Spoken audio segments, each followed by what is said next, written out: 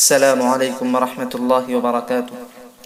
معزز سامعین، آج ہم ایک ایسے گھر کے بارے میں بات کریں گے جو روئے زمین پر سب سے پہلا گھر ہے، جس سے اسلام کے دو اہم ارکان وابستہ ہیں، جس کی طرف رخ کر کے ہر چہار جانب عالم سے مسلمان نماز ادا کرتے ہیں، وہ ہے خانہ کعبہ۔ سوال یہ ہے کہ کیا خانہ کعبہ کو سب سے پہلے حضرت ابراہیم علیہ الصلاۃ والتسلیم نے تعمیر فرمایا، اور کیا اس وقت جو خانہ کعبہ ہمارے سامنے ہے وہ حضرت ابراہیم علیہ الصلاۃ والسلام کا تعمیر کردہ ہے یا ان کے بعد کسی اور نے کیا؟ تو آئیے کچھ اس کے بارے میں جانکاری حاصل کرتے ہیں۔ عزیز ساتھیو، حضرت آدم علیہ الصلاۃ والسلام نے دنیا میں آنے کے بعد سب سے پہلے اللہ کی عبادت کے لیے گھر بنایا، جسے ہم خانہ کعبہ کہتے ہیں، جس کی طرف قرآن نے اشارہ کیا اول بیت وضع للناس للذی ببکہ، کہ سب سے پہلا گھر جو لوگوں کے لیے مقرر کیا گیا وہ مکہ کے اندر ہے، اور اس کعبہ کے بالکل سیدھا اوپر 7ویں آسمان پر فرشتوں کا کعبہ ہے، جسے بیت معمور کہتے ہیں، جس میں فرشتوں کی ایک بڑی تعداد ہر وقت عبادت و ریاضت میں مصروف اور طواف میں مصروف رہتی ہے۔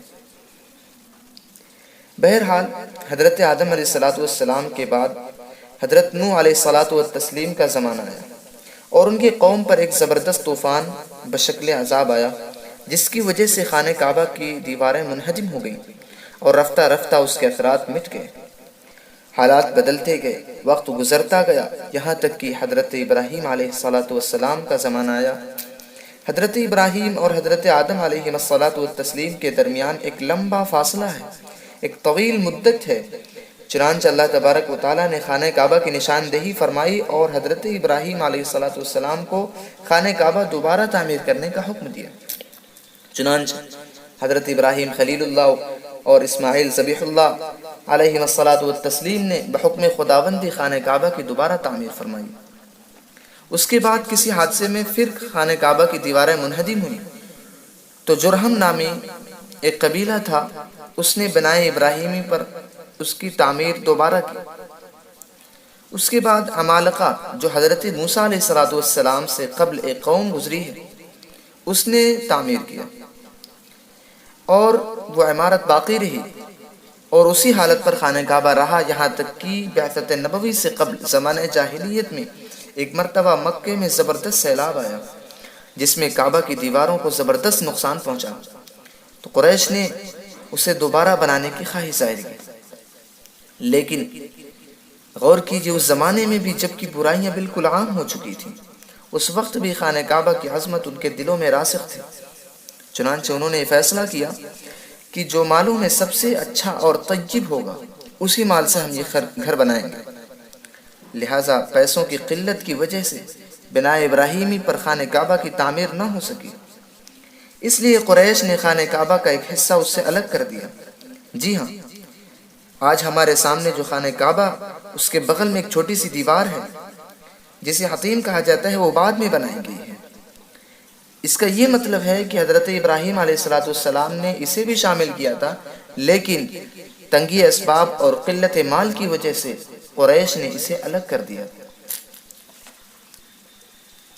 چنانچہ اللہ کے رسول صلی اللہ علیہ وسلم نے حضرت عائشہ رضی اللہ تعالی عنہ سے فرمایا کہ عائشہ، میرا دل چاہتا ہے کہ میں خانہ کعبہ کو دوبارہ بنائے ابراہیمی پر تعمیر کروں، لیکن مجھے اس بات کا اندیشہ ہے کہ لوگ نئے نئے اسلام میں داخل ہوئے ہیں، کہیں ان کے اندر غلط فہمی نہ پیدا ہو۔ اس لیے اللہ کے رسول صلی اللہ علیہ وسلم نے اس کو اسی حال پر چھوڑ دیا جس طرح قریش نے بنایا تھا۔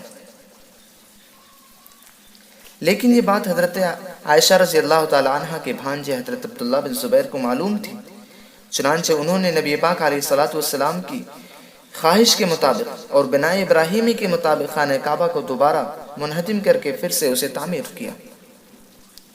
حضرت عبداللہ بن زبیر کے بعد حجاج بن یوسف نے سوچا کہ یہ عبداللہ بن زبیر نے بنایا ہے، اور اس نے خواہش کی کہ یہ صحرا میرے سر ہو، اس لیے اس نے یہ مشورہ کیا کہ جس طرح اللہ کے رسول کے زمانے میں خانہ کعبہ موجود تھا اسی طرح پر رکھا جائے۔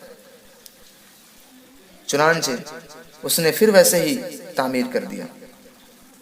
بعد کے آنے والے حکام نے بھی بنانا چاہا، لیکن امام مالک بن انس نے فتویٰ دے دیا کہ اب بار بار انہدام و تعمیر کا سلسلہ ختم کیا جائے، ورنہ یہ آنے والے شاہان کے لیے کھلواڑ بن جائے گا۔ لہٰذا آج جس شکل میں خانہ کعبہ موجود ہے وہ حجاج بن یوسف کا تعمیر کیا ہوا ہے۔ یہ تھی خانہ کعبہ کی مختصر تاریخ جو آپ کے سامنے بیان کی گئی۔ انشاءاللہ اگلی ویڈیو میں پھر ملتے ہیں۔ آج کے لیے بس اتنا ہی۔ السلام علیکم ورحمۃ اللہ وبرکاتہ۔